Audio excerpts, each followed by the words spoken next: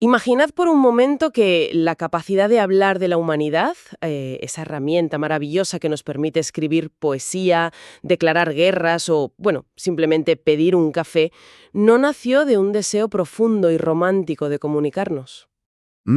Fíjate que es una imagen fuerte para empezar. Lo sé, lo sé. Pero imaginad que surgió de la pura física, de balbuceos aleatorios y de circuitos neuronales autoorganizándose exactamente de la misma manera en que el agua cristaliza de forma completamente natural y ciega para formar un copo de nieve perfecto. Totalmente. Damos una cálida bienvenida a quienes nos escuchan a una nueva inmersión profunda. Hoy tenemos entre manos una misión que, de verdad, desafía nuestra propia identidad. Vamos a desgranar un documento fascinante, el artículo The Self-Organization of Speech Sounds, escrito por el investigador Pierre-Yves Audeller del laboratorio Sony CSL en París. Un texto que ha traído cola, desde luego. Muchísima. Y nuestro objetivo hoy es asomarnos a uno de los mayores misterios de la ciencia. Queremos entender cómo nuestra especie pasó de emitir gruñidos inarticulados en la sabana a crear un código de habla discreto, estructurado y, sobre todo, compartido. Y aquí está el giro que nos va a romper los esquemas. Porque vamos a explorar cómo esto pudo ocurrir sin presuponer que ya éramos seres sociales, sin una intención previa de comunicarnos. A ver, debo confesar algo desde el principio. Al leer este artículo, mi instinto ha sido ponerme a la defensiva. Es normal, es la reacción más habitual. Es que reducir el origen del lenguaje humano a puras matemáticas y simulaciones de ordenador.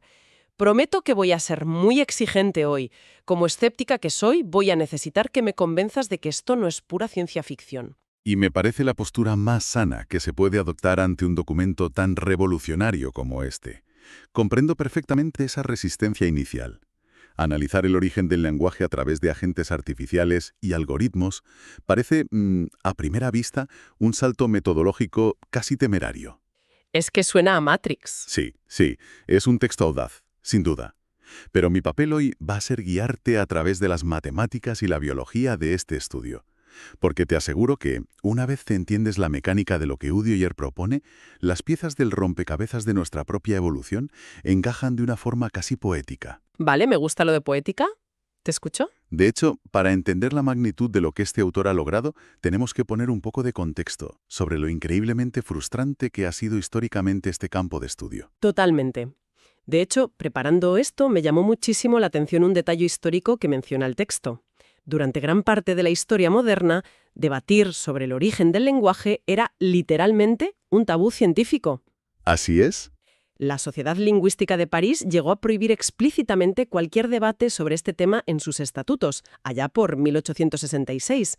Lo tachaban de pseudociencia. Y si nos ponemos en la piel de aquellos lingüistas del siglo XIX, su decisión tenía toda la lógica del mundo. A ver, ¿cómo se puede aplicar el rigor científico y empírico a algo completamente inmaterial? Claro, las palabras se las lleva el viento. Exacto, no dejan fósiles. Un arqueólogo puede desenterrar un fémur o una herramienta de sílex de hace 100.000 años para estudiar cómo caminábamos o cazábamos, pero no podemos desenterrar un hola fosilizado. ¡Qué buena imagen! Por lo tanto, cualquier intento de explicar cómo y por qué empezamos a articular sonidos caía inevitablemente en el terreno de la pura especulación o, peor aún, de la mitología. Claro, se convertía en un nido de charlatanes con teorías locas. Efectivamente. Pero hoy en día el panorama es radicalmente distinto. Este campo se ha vuelto profundamente multidisciplinar. Y la llave maestra que introduce Audeller en este artículo, la herramienta para salir por fin de esa especulación, no viene de la antropología clásica. Viene de la física y las matemáticas, ¿no? Eso es. Hablamos de la teoría de la complejidad y del concepto de autoorganización. Y para ilustrar esto de una forma que podamos visualizar, el texto utiliza una analogía que me parece una auténtica obra maestra.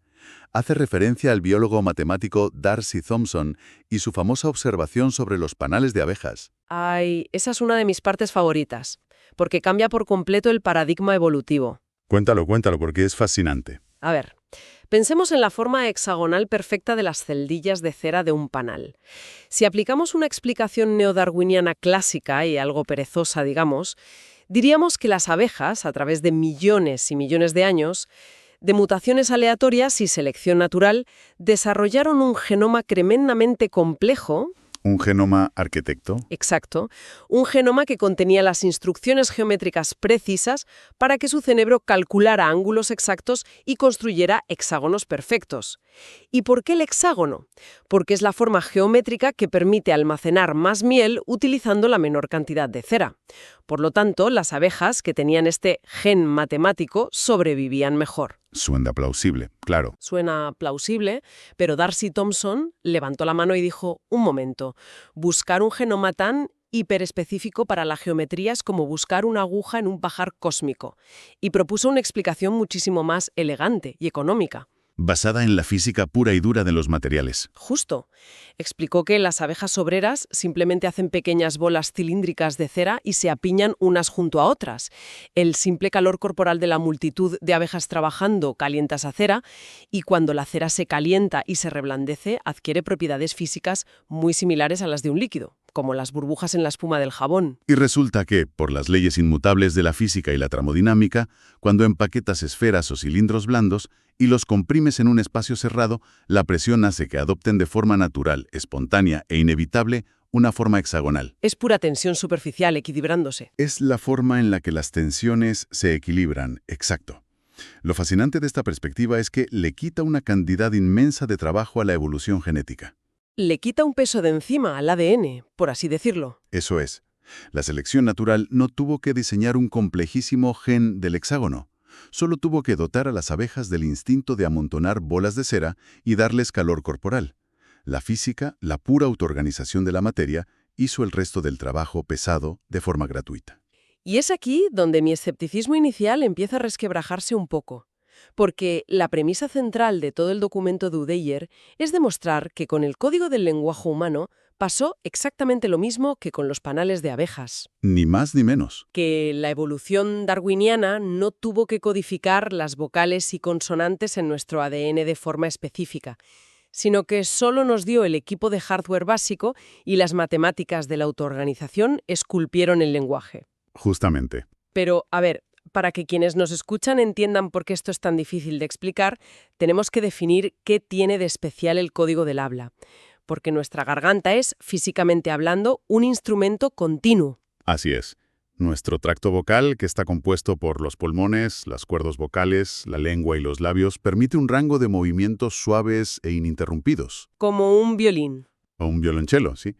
Puedes deslizar el dedo por la cuerda y producir una infinidad de tonos y microtonos continuos, pasando de agudo a grave sin ningún salto perceptible. Pero el lenguaje humano no suena como alguien deslizando el dedo por un violín. Suena más bien como alguien tocando un piano. Buena analogía. O sea, es un sistema discreto y composicional. No usamos infinitos sonidos mezclados como una sirena de ambulancia. Usamos un número finito, muy limitado, de unidades o bloques de construcción que llamamos fonemas. Exacto, las teclas del piano. Si decimos la palabra pato y luego la palabra gato, hay una frontera invisible, pero absoluta, entre el sonido P y el sonido G. Usamos categorías cerradas que combinamos como piezas de Lego. Y el gran misterio es, si nuestro cuerpo puede hacer infinitos sonidos continuos, ¿por qué, matemáticamente, todas las lenguas humanas han colapsado en un puñado de categorías discretas compartidas por toda su comunidad? Y ese es el problema del huevo y la gallina que Udell intenta resolver. ¿Cómo surge de la nada ese primer código compartido si nadie en la tribu hablaba antes? Claro. Y para entender su abordaje, el autor dedica una sección muy importante a criticar los modelos computacionales anteriores, específicamente los trabajos de investigadores muy respetados como de Boer, Kaplan o Kirby. Todos ellos intentaron simular el origen del lenguaje, pero Udell argumenta que cayeron en una trampa conceptual. Y aquí es donde te voy a pedir que me ayudes, porque cuando leí la propuesta del investigador de Boer, a mí me pareció que tenía todo el sentido del mundo. A mucha gente se lo parece, no eres la única. A ver, De Boer plantea un modelo basado en un juego de imitación. Tienes varios agentes virtuales, el agente A emite un sonido y el agente B intenta imitar ese sonido. Luego, el agente A evalúa si la imitación ha sido buena o mala y le da una especie de retroalimentación, un feedback positivo o negativo. Sí, Digo que me parece lógico porque si intentamos imaginar a los primeros homínidos desarrollando el habla alrededor de una hoguera, lo más intuitivo es imaginarlos imitándose mutuamente, negociando gruñidos hasta afinarlos y ponerse de acuerdo. Es una imagen muy intuitiva, completamente de acuerdo. Parece el camino más lógico y natural. Pero Udeyar expone de forma magistral por qué esa intuición nos engaña. El problema de ese juego de imitaciones es que presupone la existencia de unas capacidades cognitivas altísimas y complejísimas desde el minuto cero. ¿A qué te refieres exactamente? Fíjate en todo lo que un agente necesita saber hacer para jugar ese juego. Primero, necesita saber tomar turnos, saber cuándo escuchar y cuándo emitir. Cierto, normas de cortesía básicas. Segundo, necesita tener la intención consciente de querer imitar al otro. Tercero, necesita la capacidad de evaluar acústicamente el éxito de su propia imitación, comparándola con el original. Y cuarto, necesita comprender un protocolo de recompensa o corrección social. Vale, entiendo por dónde vas. Es como pedir un préstamo al banco utilizando el propio préstamo como aval. Esa es una analogía perfecta. Es un razonamiento completamente circular. Lo que Udeyar argumenta, y con mucha razón, es que esos modelos de imitación son maravillosos para explicar la evolución cultural de los idiomas. Una vez que ya existen. Claro, explican a la perfección cómo el latín derivó en el castellano, o cómo los adolescentes de hoy inventan nuevas jergas negociando convenciones en el patio del instituto, pero fallan estrepitosamente a la hora de explicar cómo surgieron los primeros fonemas de la nada, en homínidos que presumiblemente carecían de esas habilidades sociales tan avanzadas.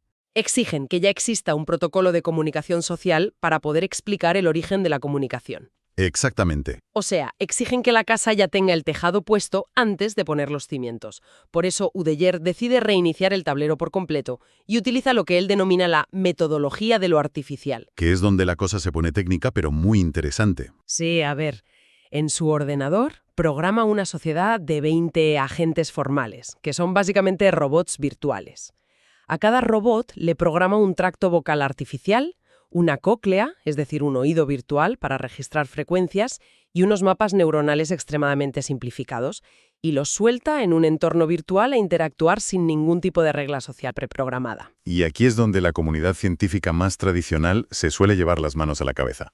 Yo misma me las llevé, porque la crítica obvia es que tienes 20 entidades de código matemático en un ordenador. El comportamiento de un programa siempre estará dictado por las ecuaciones que el programador decida escribir en él. Es la crítica típica de la inteligencia artificial y las simulaciones, sí. Claro, entonces, ¿cómo podemos justificar que unas líneas de código nos revelen algo veraz sobre la inconmensurable complejidad de la biología, la neurociencia y la sociología humanas? Ese es exactamente mi gran escollo. Me cuesta creer que esto no sea jugar a ser Dios con datos amañados. Para defender su enfoque, Udeyar se ampara en un concepto llamado lógica abductiva. Él no está afirmando bajo ningún concepto cosas como «mirad la pantalla de mi ordenador, esto es una grabación exacta de lo que ocurrió en las cuevas africanas hace cientos de miles de años». Eso sería absurdo. Vale, entonces, ¿qué demuestra? Lo que hace la simulación es actuar como un filtro lógico. Restringe drásticamente el espacio de teorías que son científicamente posibles. Al construir este modelo minimalista, Udeyar está separando con un bisturí lo que es estrictamente necesario de lo que no lo es. O sea, purga lo prescindible. Eso es. Si logra demostrar que un sistema de lenguaje discreto puede aparecer en su simulación sin incluir ninguna regla de imitación social, está demostrando irrefutablemente que la imitación no es un requisito evolutivo obligatorio. Ah, vale. Ayuda a organizar la intuición científica. No busca la verdad histórica exacta de lo que pasó un martes en la prehistoria, sino demostrar qué mecanismos mecánicos son plausibles por sí solos. Exacto. Demuestra la posibilidad física y matemática. Me convence esa perspectiva, te lo compro. Entonces, adentrémonos en la anatomía de estos cerebros artificiales. Porque aquí es donde la lectura se vuelve densa de verdad y necesito que me traduzcas la ingeniería. Vamos a ello. El texto explica que cada agente artificial tiene dos mapas topológicos. Un mapa motor, que manda las órdenes a los músculos de la garganta virtual para producir sonidos, y un mapa perceptual, conectado al micrófono virtual para escuchar. Exacto. Y cada uno de esos mapas está compuesto por 500 neuronas artificiales. El funcionamiento básico es fascinante por su simplicidad. Cada neurona motora tiene asociado lo que en el modelo se llama un vector preferido, que no es más que una configuración específica de los músculos de la boca y la lengua. La posición física para hacer un ruido. Eso es. Ahora bien, estos agentes no deciden hablar, no tienen pensamientos. Simplemente, a intervalos de tiempo irregulares, su cerebro artificial lanza un chispazo aleatorio. Balbucean. Como un bebé. Justo. Se activan unas cuantas neuronas al azar, un algoritmo matemático suave, un interpolador, une esos puntos y el robot emite un sonido continuo. Un balbuceo puro, inarticulado y sin ningún significado. Vale, hasta ahí tenemos robots haciendo ruido aleatorio en una sala virtual, como bebés probando sus cuerdas vocales. Pero la clave está en cómo aprenden. Efectivamente. El artículo menciona que Udell utiliza una regla Hebbiana para el aprendizaje neuronal y menciona una función de sintonización gaussiana con unos parámetros matemáticos muy específicos. Dicho de andar por casa, ¿qué significa esto para nuestros robots? Vamos a traducirlo para que se visualice claramente, porque es más sencillo de lo que parece. La regla Hebbiana es un principio clásico de la neurociencia real, que dice básicamente que las neuronas que se disparan juntas se conectan con más fuerza. ¿Se refuerzan mutuamente? Exacto. Y sobre la sintonización gaussiana, imaginemos que cada una de las neuronas del oído del robot es como la antena de una radio analógica antigua. No sintoniza solo una frecuencia exacta como un láser, sino que tiene un pequeño margen de tolerancia hacia los lados. Vale, capta un rango. Si el robot emite un balbuceo, o si un robot que pasa por su lado emite un ruido, las neuronas de su oído captan ese sonido. Aquellas neuronas que estén sintonizadas en frecuencias cercanas a ese sonido, vibran, se activan y ajustan milimétricamente su configuración interna para parecerse un poco más a ese sonido que acaban de escuchar. ¡Ah! Se sintonizan. Como ajustar el dial de la radio de la abuela para quitar la estática y escuchar bien la emisora. Esa es la idea. Y si has entendido esto, has entendido la auténtica genialidad y la piedra angular de todo el experimento. Que es la ausencia absoluta, total y rotunda de intención social. Exacto. Estos agentes virtuales no tienen ni idea de quién está emitiendo el sonido. Cuando una neurona capta una frecuencia, el robot no sabe distinguir si ese sonido lo ha producido él mismo por casualidad o si lo ha hecho el robot número 18 que está al lado. Ese es el punto crítico que demuele los modelos anteriores. No hay empatía, no hay recompensa, no hay deseo de establecer contacto con el prójimo. Es pura mecánica física ciega. Es un acoplamiento sensorio-motor en su estado más primitivo. Acción y reacción. Al escuchar un sonido ambiental, la red neuronal de ese agente procesa la señal y altera su estructura física interna, lo que aumenta ligeramente la probabilidad estadística de que, la próxima vez que el robot balbucee al azar, emita un sonido parecido a ese. O sea, se retroalimenta. Sí, y en psicología del desarrollo humano esto se observa constantemente. Se llama sintonización fonológica. Los bebés humanos tienden a balbucear con más frecuencia los fonemas que rebotan en las paredes de su habitación, de manera automática e inconsciente. Lo integran en su repertorio sin saber por qué. Vale, entonces ponemos a correr la simulación, tenemos a 20 agentes balbuceando ruido blanco aleatorio en un bucle continuo. El estudio describe cómo, al principio, los mapas neuronales muestran una distribución uniforme. Todo es ruido. Es decir, los vectores preferidos de las neuronas están esparcidos de manera caótica por todo el espacio acústico posible. Es un desorden total, una cacofonía sin pies ni cabeza. Pero, según avanza el tiempo de la simulación, ocurre la cristalización. El momento clave. ¿Cómo pasamos de ese ruido al orden sin que nadie dirija la orquesta? Por la magia implacable de los sistemas complejos y los buclos de retroalimentación positiva. Piensa de nuevo en el agua congelándose. Al principio, en esa cacofonía estadística, puramente por azar, ocurre una fluctuación. Un tropiezo estadístico. Exacto. Un sonido específico, pongamos un gruñido grave, se emite un par de veces más que los demás sonidos agudos por mera casualidad estadística. Como hemos establecido que los agentes ajustan sus antenas neuronales hacia lo que más escuchan, ese gruñido accidental empieza a actuar como un imán gravitacional. Atrae a los demás. La próxima vez que balbucean, es microscópicamente más probable que repitan ese sonido, y al repetirlo, refuerzan aún más esa probabilidad en los oídos de todos los demás. Se rompe la simetría. Para explicar cómo las neuronas procesan y estabilizan esto, el texto menciona vectores de población y redes de Hopfield, que suena a física cuántica casi. Sí, el nombre impone. Pero yo lo visualicé con la siguiente analogía de andar por casa. Imagina un paisaje de plastilina perfectamente liso. A medida que ocurren estas repeticiones, el paisaje empieza a deformarse, creando colinas altas y valles profundos. Si tú dejas caer una canica acústica, un sonido cualquiera, en la ladera de una de estas colinas, la gravedad de la red neuronal hace que la canica ruede inevitablemente hasta detenerse en el fondo del valle más cercano. Y esos valles son lo que el sistema llama atractores. Eso es. Es una analogía inmejorable. El espacio acústico continuo, el mástil del violín del que hablábamos antes, se colapsa. El agente empieza a categorizar los estímulos. Un rango amplio de sonidos diferentes ahora cae en el mismo valle neuronal y es procesado como si fuera la misma categoría discreta. Lo mete en la misma caja. Y Audeyer ilustra esto con un gráfico evolutivo espectacular. Muestra cómo la entropía del sistema, que es la medida del caos y el desorden, se mantiene altísima al principio. Cuando es todo cacofonía. Claro, pero llegado a un punto crítico, la entropía cae en picado de forma súbita, casi vertical, y se estabiliza en una línea plana. La cristalización se ha completado. Ha surgido de la nada un código fonético discreto, cerrado y compartido por toda la población virtual. Y repito, porque esto me vuela la cabeza, sin presiones evolutivas funcionales para comunicarse y sin ningún instinto de imitación. Es alucinante, sí. Las propias matemáticas de la red neuronal, sumadas al ruido ambiental, fuerzan la creación de categorías. Es literalmente comprobar que las abejas de Darcy Thompson y su moldeado físico también aplican a la formación de nuestras palabras. Es un resultado de una elegancia teórica apabullante. Demuestra matemáticamente que la aparición de un habla discreta es una propiedad emergente casi inevitable al conectar este tipo de redes neuronales. Sin embargo, sé que todavía te guardas unas en la manga como escéptica. ¿Me conoces bien? Porque todo este primer experimento que acabamos de desgranar ocurre en un entorno lineal abstracto. Efectivamente. Aquí es donde vuelvo a la carga. Vale, te compro la matemática y la formación de valles y atractores. Pero en este primer modelo, el tracto vocal del robot es una caja negra geométrica, perfectamente simétrica y predecible en todas sus direcciones.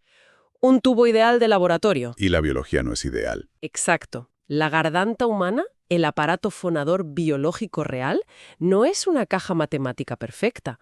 Los humanos compartimos en todas las culturas una serie de sonidos universales, como las vocales.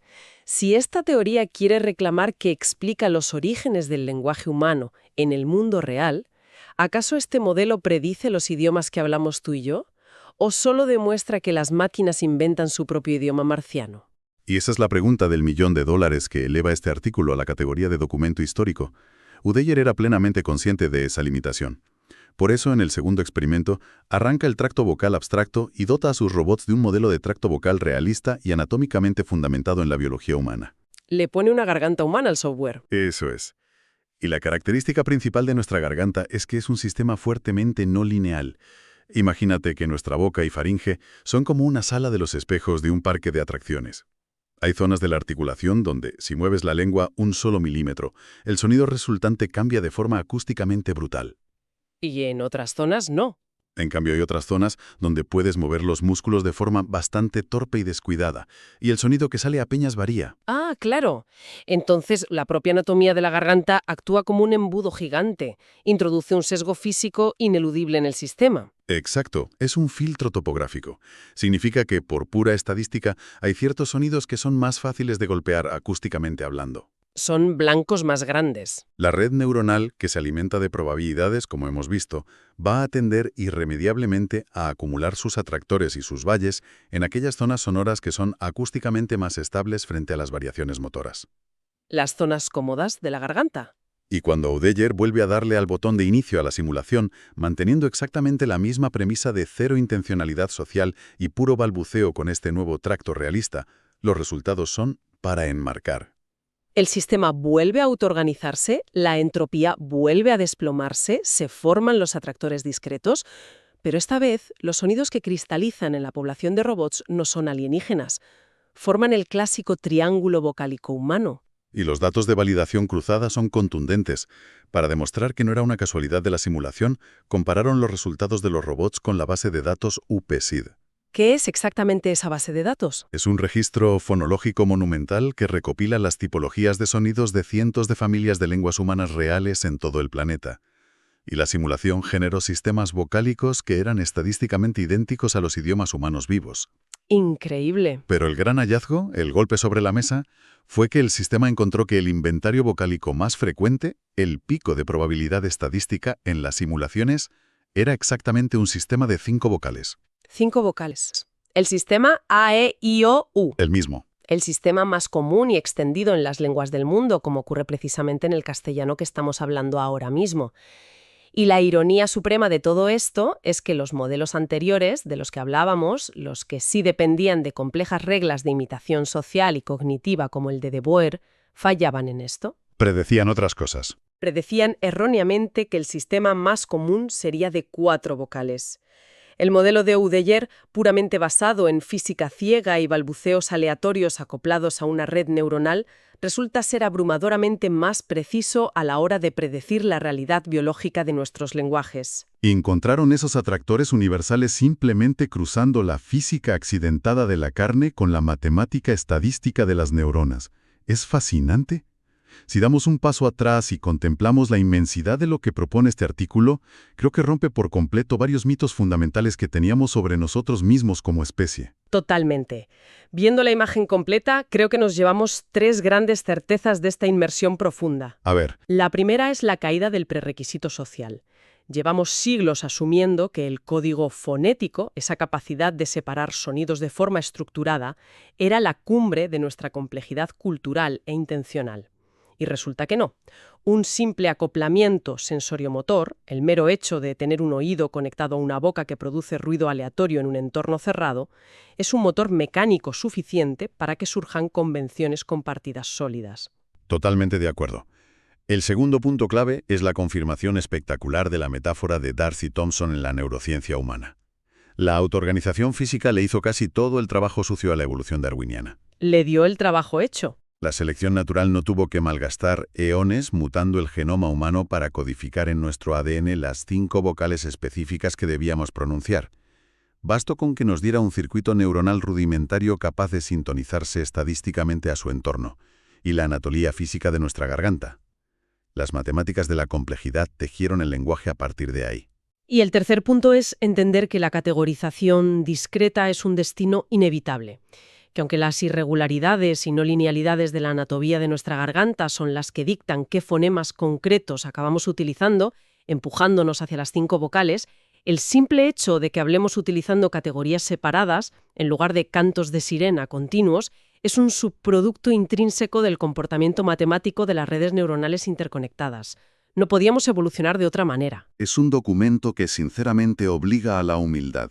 Nos obliga a mirar tanto a la biología como a nuestra adorada cultura desde un prisma mecanicista, frío, pero increíblemente hermoso por su precisión.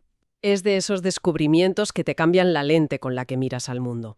Y precisamente para terminar hoy, quiero dejar a nuestra audiencia con un pensamiento final, algo provocativo para masticar con calma mientras siguen con su día. Dispara.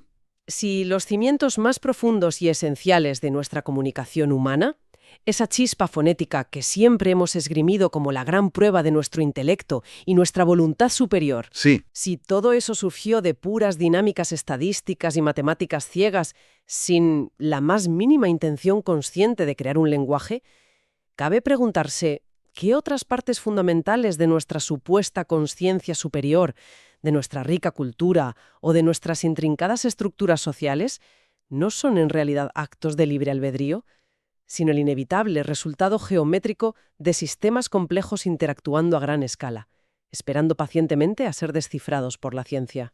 Es una reflexión vertiginosa. Tela. Cuestiona hasta qué punto somos los verdaderos y conscientes arquitectos de nuestras habilidades o si simplemente somos los afortunadísimos herederos de la geometría y la física del universo expresándose a través de la biología. Nos despedimos con ese eco resonando en la cabeza.